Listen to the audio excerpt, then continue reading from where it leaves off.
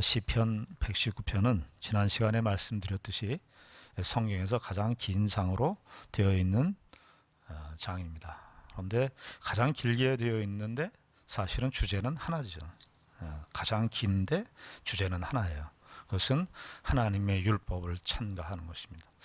어떤 영역에서든지 하나님의 율법을 찬송하고 하나님의 율법을 말하고 고백하는 내용으로 구성되어 있는 내용이 시편 119편입니다. 시편 1편도 시편이 전체 150편인데 시편 전체의 서론이라고 할 수 있는 시편 1편도 토라시입니다. 하나님의 율법을 찬양하는 시죠. 그러니까 시편 1편을 어떤 면에서 길게 늘여놓은 시가 이 시편 119편입니다.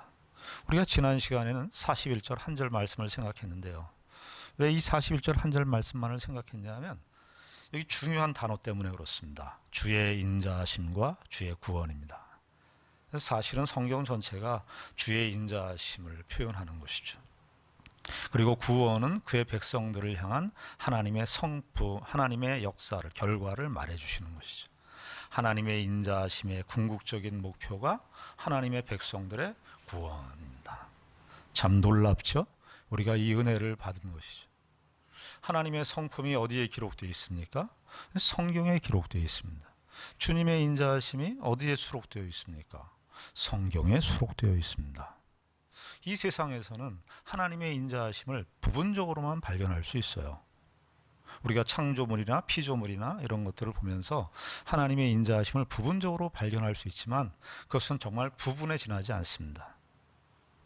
그것이 정말 온전해지려면 성경 말씀, 하나님 자신을 계시하신 하나님의 말씀을 통해서만 하나님의 인자하심은 풍부하게 드러나고 있습니다. 그리고 그 하나님의 인자하심은 무엇으로 나타나느냐? 하나님의 구원으로. 여러분, 우리가 구원이라고 하는 거 간단하게 생각하시면 안 됩니다. 예수 믿고 천국 간다. 성경에서 그렇게 간단하게 구원을 얘기한 적이 없습니다. 성경 전체는 사실은 구원에 관한 이야기라고 해도 과언이 아닐 정도로 길고, 언제부터요? 적어도 창세기 3장서부터 요한계시록까지의 이야기, 다 구원의 이야기예요. 그렇게 길고 깊고 놀라운 것이 구원인데 오늘 이 시편 기자도요. 시편 119편 기자가 누구인지는 알 수 없습니다만은 하나님의 구원에 대해서 우리가 생각하는 신약시대 때 우리가 지금 생각하는 피상적이고 얄팍한 구원관을 훨씬 뛰어넘는 구원을 말하고 있습니다. 무엇을 통해서 알 수 있습니까? 여기 41절에 주의 인자하심과 주의 구원을 얘기하고 난 다음에 42절에 보면은 그리하시면 내가 나를 비방하는 자들에게 대답할 말이 있사오리니 내가 주의 말씀을 의지함이니이다. 여기 42절이 41절의 결과처럼 되어 있는데 그리하시면 이렇게 번역할 수 있고요.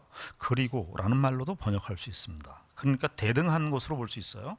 그러니까 41절에 여호와여 주의 말씀대로 주의 인자하심과 주의 구원을 내게 보이소서 이렇게 하고 그 구원이 뭐냐? 하나님의 인자하심과 구원이 어디에서 펼쳐지는가? 전 영역에서 펼쳐지는데 42절에 내가 나를 비방하는 자들 내가 나를 비방하는 자들에게. 그러니까 시편 기자가 단순히 자기를 비난하고 비판한다는 정도가 아니라 하나님을 믿고 하나님의 구원을 경험한 신자인데 하나님의 구원의 도상 속에 있는 신자인데 그 구원이 어떤 영역에서 펼쳐지는가? 꽃길 같은, 우리가 상상할 때 꽃길 같은 그런 인생길에서 하나님의 구원이 펼쳐지는가? 사람들이 다 그래요. 집에 꽃길 가게 해달라고. 사람들이 뭐 이렇게 하트를 뿅뿅 날리면서 꽃길을 가게 해 주십시오 그래요. 하나님께서 우리에게 주의 인자하심으로 그의 성도에게 구원을 허락하시지만 그 구원이 펼쳐지는 장은, 오히려 구원이 이루어지는 장은 우리가 전혀 상상할 수 없고 예측할 수 없는, 전혀 우리와 반대되는 이 세상의 흐름 속에서 하나님의 구원이 펼쳐진다는 사실입니다. 여러분, 이 정도의 시편 기자가 이 정도의 구원을 여기서 표현하고 있어요. 우린 구원 그러면 예수 믿고 구원받으면 아무 일도 없고 고민할 일도 없고 갈등할 일도 없고 더 이상의 신경 쓸 일이 없는 것이 구원이라고 생각하는데 성경은 구원을 그렇게 얘기한 적이 없습니다. 마치 우리의 현실이 하나님의 구원하고는 전혀 상관없이 하나님이 전혀 역사하시지 않고 하나님이 전혀 계시지 않은 것 같은 삶의 정황 속에서 하나님의 구원이 이루어진다고 말을 합니다. 여러분, 우리가 구약 성경의 이스라엘 백성들을 생각할 수 있어요. 이스라엘 백성들이 하나님께서 출애굽을 시키시고 10가지 재앙을 통해서 얼마나 놀라운 큰 구원을 펼쳐 보이셨습니까? 홍해를 가르시고 하나님의 놀라운 구원을 경험했죠. 10하루길이면은 가나안 땅에 도착할 수 있는데 이스라엘 백성들이 광야를 그 10하루길밖에 안 되는 그 광야를 어떻게 하죠? 40년 동안 겪게 하십니다. 그때가 이스라엘 백성들, 아니 우리를 구원하신 분인데, 하나님께서 우리를 구원하시고 그렇게 큰 능력을 보여주신 분인데, 아니 왜 하필이면 이 광야라고 하는 삶의 정황 속에 갖다 놓았는가? 이게 딜레마 중에 딜레마죠. 근데 성경은 바로 그곳이 이스라엘 백성들에게 있어서 그 광야라고 하는 그 현실이 이스라엘 백성들의 구원을 가장 잘 다듬어내는 하나님의 하나님 되심, 하나님께서 그의 백성들에게 갖고 계시는 뜻들이 무엇인가를 가장 잘 보여주는 내용이기 때문에 그렇습니다. 여기 시편 119편에 보면 참 역설적이긴 한데요. 시편 119편에 만약에 이 기자도 이런 이야기를 비방하는 자들 이런 걸 표현하는 걸 보면 간단치 않고 만만치 않은 인생살이를 살았던 것으로 보입니다. 우리가 뭐 이제 이 방송 설교하면서 다시 진행되었습니다만 시편 119편을 여러분들 읽어보시면 율법에 대한 이야기인데, 율법 그러면 우리에게 얼른 들어오는 생각이 뭐냐 하면 뭐 해라, 뭐 하지 말아라, 이런 개념으로 우리가 익숙하게 되어 있는데, 사실 시편 119편을 읽어보면 하나님의 율법에 대해서 뭐 하라, 하지 말아라, 그런 식의 뉘앙스가 전혀 안 나타납니다. 하나님의 말씀을 노래하는데 하나님의 말씀이 펼쳐지는 장이 다 인생의 고달픈 현실이에요. 여기 지나왔습니다만 시편 119편 25절 같은 데 보시면 시편 기자가 그 자기의 상태를 표현하는 내용이 나와요. 하나님의 율법을 이렇게 찬송하는 시편 기자인데 25절에 보면 이렇게 나와요. 내 영혼이 진토에 붙어 싸우니. 내 영혼이 진토에 붙었다. 진토라고 그랬는데 이건 아주 부드럽게 번역한 것이고, 내 영혼이 먼지와 같이 되었다. 얼마나 고통스럽길래, 얼마나 인생이 고달프길래. 시편 기자, 이 시편 119편 저자가 어떤 삶의 정황에 있는지는 알 수 없지만 내용을 통해서 보면, 와, 여러분들 정말 그런 경험이 있으셨어요? 우리의 인생살이 속에서 내 영혼이 정말 그 티끌과 같이 일치가 됐다는 그런 느낌을 가져보신 적이 있으셨어요? 조금이라도 그런 거 가져보신 적이 있으셨어요? 28절에 보면은 뭐냐면 나의 영혼이 눌림으로 말미암아 녹사오니, 이렇게 얘기를 해요. 녹는데 참 역설적이에요. 하나님의 말씀을 노래하는 시편 기자인데 하나님의 말씀을 잘 지키면 복 받는다, 이렇게 말씀을 지키지 순종해야 된다, 이렇게 명령하고 하나님의 말씀을 잘 지켜야지 복 받는다 하는 규례식으로 제시하는 것이 아니라 절망을 얘기해요. 절망을. 여기 오늘도 보면은 구원을 말하고 나서 41절 곧바로 나를 비방하는 자들에게 대답할 말이 좀 있게 해 주십시오. 이렇게. 이 비방한다는 말이 시편 문맥에서 제일 처음에 등장하는 게 시편 42편 10절인데요. 거기 시편 40편 10절에 보면 이런 표현이 나옵니다. 내 뼈를 찌르는 칼같이 내 대적이 나를 비방하여 거기 내 뼈를 찌르는 칼같이 내 대적이 나를 비방하여. 시편에 보면 이런 표현들이 주변에 있는 사람들, 불특정 다수인데 누군지는 알 수 없는데, 생각해 보면 하나님의 나라와 반대되는 사람들, 이 세상의 원리, 세상적 가치관을 따르는 어떤 세상적인 실체라고 말할 수 있습니다. 근데 하나님의 백성들의 삶의 원리를 긍정하지 않고, 긍정하지 않는 정도가 아니라 비방해요. 여기 뭐라고 표현되어 있습니까? 뼈를 찌르는 칼같이. 시편 42편도 보면요, 그 기자가 뭐라고 그러냐면, 하나님을 찬송하는데 뭐라 그러냐면, 내 눈물이 주야로 금식이 되었다 그래요. 내 눈물이 주야로 금식이 되었다. 얼마나 인생이 고달팠으면.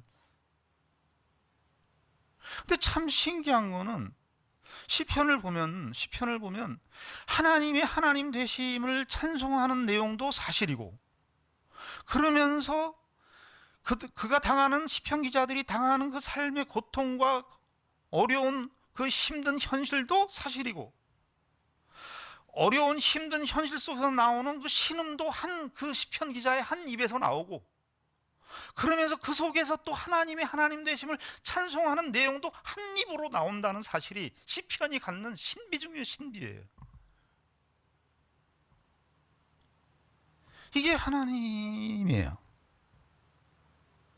그러니까 시편 이 119편도 시편 전체 기자의 그 삶의 정황을 벗어나지 않습니다. 우리가 사는 세상, 여러분들, 우리가 사는 세상, 우리가 사는 인생, 죄악된 세상이고 사실 심판받는 세상입니다. 심판이 예비되어 있는 세상입니다. 그러나 우리의 인생과 우리의 세상만큼 우리의 구원을 이루는 데 있어서 가장 적절한 장소는 없습니다. 사실 시편 기자도 하나님의 백성으로서 하나님의 말씀대로 살려고 하는 그 결심과 각오가 있는데 만만치 않은 겁니다. 세상이 공격을 당하고, 세상이 크게 하나님의 백성들을 무엇으로 공격을 합니까? 하나는 유혹으로 공격을 하죠. 유혹으로. 세상이 너무 재미있고, 세상에 나가서 살면 너무나 쾌락적이고, 세상의 그 물질적인 소유로 누리는 그런 기쁨들이나 쾌락들이 너무나 세상에 우리 눈에 현실에 다가와 있어요. 너무나 세상이 유혹이 되죠. 요즘엔 사람들이 다 아파트만 돌아다니는 것 같아요. 사람이 아니고 아파트가 돌아다니는 것 같고, 젊은 30대 이후는 주식으로 돌아다니는 것 같고, 애들은 컴퓨터가 다니는 것 같아요. 세상이 우리에게 유혹하는 거예요. 그리고 뭐 하죠? 세상이 공포를 줍니다. 무슨 공포? 너 이거 없으면 죽는다. 근데 이 세상이 그러니까 우리가 전혀 하나님의 말씀과 전혀 반대되는 세상의 흐름 속에서 우리가 살고 있고, 거기서 비방을 받는 존재로 우리가 살고 있어요. 그래서 우리가 피해야 됩니까? 아니에요. 거기가 하나님의 백성으로서 하나님의 구원이 이루어지는 최적의 장소라고 합니다. 역설적으로 시편 기자가 아까 내 영혼이 진토에 붙은 것과 같은 이 표현은, 만약에 그의 삶의 정황이 정말 꽃길과 같은 인생을 살았더라면, 그의 환경이 정말 그가 원하는 대로 아무 고통도 없고 아무 갈등도 없는 그런 환경과 현실의 조건 속으로 살았더라면 그 고백이 나왔겠습니까? 역설적으로 생각해 볼 때 그의 인생의 진에게 가장 깊은 영혼이, 그 영혼이 진토와 같이 되는 그 고백은 안 나왔을 거예요. 성경은 우리의 인생, 우리가 사는 세상, 우리의 하나님께서 우리에게 놀라운 구원을 주셨는데, 구원이 적용되고 펼쳐지는 장은 우리의 구원의 원리와 전혀 상반된 원리 속에서 우리가 살고 있다고 말합니다. 이 사실을 놓치면 안 됩니다. 미국에 스카펙이라고 하는 유명한 정신과 의사가 있습니다. 소천하셨는데 이분이 이런 말을 했습니다. 모든 신자들은 이 세상에 온 이유가 배우러 왔다. 우리는 다 배우러. 우리가 무언가를 배우는데, 하나님의 백성들이 무언가를 이 세상에 배우는데, 배우기 위해서 왔는데, 그 배우는 데 있어서 우리에게 주어진 인생, 우리에게 닥쳐진 세상보다 더 이상적인 환경은 없다. 참 역설적이죠. 그래서 시편 119편을 읽어가면 하나님의 율법을 찬송하고 하나님의 말씀을 찬송하는데, 그 하나님의 말씀이 펼쳐지는 삶 속에서 나는 하나님의 말씀을 잘 지켰으니까 복 받았다, 나는 너희들 하나님의 말씀을 안 지키면 벌 받아, 이렇게 상선벌악이고 인과응보적 차원에서 하나님의 율법을 말하지 않아요. 여기 40 그리하시면 내가 나를 비방하는 자들에게 대답할 말이 있사오니 내가 주의 말씀을 의지합니다. 43절에 뭐라 그럽니까? 얼마나 이게 다 간절한 거예요. 진리의 말씀이 내 입에서 조금도 떠나지 말게 하소서. 여러분, 이게 무슨 말이냐면 시편 기자는 여호와의 율법이 곧 하나님이에요. 하나님의 말씀이 자기의 입에서 떠났다는 것은 내 존재 바깥에서 떠났다는 얘기인데, 하나님의 말씀이 떠났다는 것은 하나님이 떠났다는 거예요. 이 이야기는 뭔지 아세요? 자기가 이 세상 속에서 사는데 세상이 가진, 세상 사람들이 희낙낙하고 세상 사람들이 삶의 근거라고 우기고 이것이 삶의 행복과 삶의 만족을 가져다 주는 근거들이라고 이야기하는 그런 모든 것들의 근거가 자기는 다른 거예요. 자기는 하나님의 말씀의 근거로서만 자기의 삶의 근거를 찾는 거예요. 그런데 그게 없으면 못 살겠다는 거예요. 그래서 간절한 거예요. 그래서 시편 119편을 보면 간절한 소원이 많아요. 내가 주의 진리의 말씀이 내 입에서 조금도 떠나지 말게 하소서. 다른 말로 하나님 없으면 제가 더 이상 살 수가 없습니다. 삶의 현실이, 나의 삶의 현실이 비방하는 자들로 공격을 받고 세상이 하나님의 말씀대로 살아가는 우리의 삶의 가치관과 인생관과 그런 원리에 대해서 격하게 부딪혀오는 그 세상인데, 그리고 예수 믿기 전에 우리가 가졌던 우리의 세상적 본성이 우리 안에도 있어서 하나님의 말씀이 없으면 도저히 살 수 없는 거예요. 그래서 하나님의 말씀이 내 입에서 하나라도 떠나지 않게 해주시옵소서. 그렇게 우린요, 하나님의 말씀을 좀 알면 우리가 곧 하나님이 돼버려요. 여기 시편 119편에 율법주의적인 그림자는 하나도 나타나 있지 않습니다. 우리는 다 신앙생활하면서 우리가 다 각자가 하나님이 돼요. 내가 하나님이, 우리는 하나님들이 너무 많은 세상 속에서, 우리 대한민국이 지금 4,800만입니다. 4,800만의 하나님이 돌아다녀요. 아무도 말을 들으려고 하지 않고 자기가 옳다 그러고, 너 왜 이렇게 안 사냐 그러고, 욥의 친구들이 와서 욥을 향해서 했던 말이에요. 너 그렇게 되는 거 보니까 벌 받는다. 너 그렇게 되는 거 보니까 너 무슨 죄를 졌지. 하나님의 율법을 그렇게 써먹어요. 부모는 자식들에게 하나님이 되라고 말합니다. 하나님이 자식들은 부모가 하나님이 되기를 바라고, 부모는 자식들에게 하나님이 되라고 말하고, 아내는 남편에게 하나님 되라고 말하고, 남편은 아내에게 하나님 되라고 말합니다. 그래서 피곤합니다. 우리는 하나님에게 도움을 구하는 자예요. 우리는 하나님께 구하는 자지, 우리가 다 하나님이 돼갖고 난 다 필요 없어, 나는 다 모든 것을 해결할 수 있고, 나도 해결했으니까 너도 해결해라가 아니죠. 시편 119편은 하나님의 은총을 구하는 거예요. 하나님 도와주시옵소서입니다. 마태복음 5장의 산상수훈의 제일 팔복의 제일 첫 번째 입구가 뭐예요? 심령이 가난한 자는 복이 있나니 천국이 저희의 것임이라 그랬습니다. 심령이 가난한 자입니다. 시편 119편은 심령이 가난한 자의 상태를 보여주는 거예요. 하나님, 세상 내가 이길 수 없습니다. 세상 뭘 이겨요? 우리가 가지는 힘으로 이길 수 없는데. 그래서 나를 비방하는 자들에게 대답할 말이 있사오니 내가 주의 말씀을 의지합니다. 진리의 말씀이 내 입에서 조금도 떠나지 말게 하시옵소서. 44절에 뭐예요? 내가 주의 율법을 항상 지키리이다, 영원히 지키리이다. 이 말은 무슨 말이죠? 내가 이제 다 지켰습니다, 난 하나님의 말씀을 지켰습니다, 그 얘기가 아니죠. 나는 더 이상 답이 없습니다. 하나님, 내가 더 하나님의 말씀에 창념하겠습니다. 여러분, 우리가 여기서 배우는 것이 있어요. 시편 기자가 여러 가지 삶의 어려운 환경 속에서 그의 세상의 어떤 위협과 곤란과 그 현실들 앞에서 세상을 어떻게 바꿔달라고 얘기하지 않습니다. 내가 힘든 현실 속에서 사람을 바꾸고 어떤 조건들을 바꾸고 상황들을 개선하고 하는 것으로 시편 기자가 자기의 길을 찾지 않습니다. 어떻게 길을 찾느냐고요? 오히려 더 하나님의 말씀에 가까이 가는 것으로 답을 찾습니다. 여기 자기에게 비방하는 자들이 있고 자기를 공격하는 자들이 있는데 쟤네들 좀 벌해 주십시오. 쟤네들 좀 바꿔 주십시오. 그런 거 안 합니다. 오히려 어떻게 더 합니까? 자기는 하나님의 말씀에 더 가까이 가겠다는 거예요. 그래서 내가 44절에 내가 주의 율법을 항상 지키리이다. 영원히 지키리이다. 더 하나님의 말씀 앞에 더 가까이 항상 가겠습니다. 45절에 뭐라고 되어 있어요? 내가 주의 법도들을 구한다. 이 구한다는 것은 쫓는다는 거예요. 간절히 구한다. 그거밖에 없다는 거예요.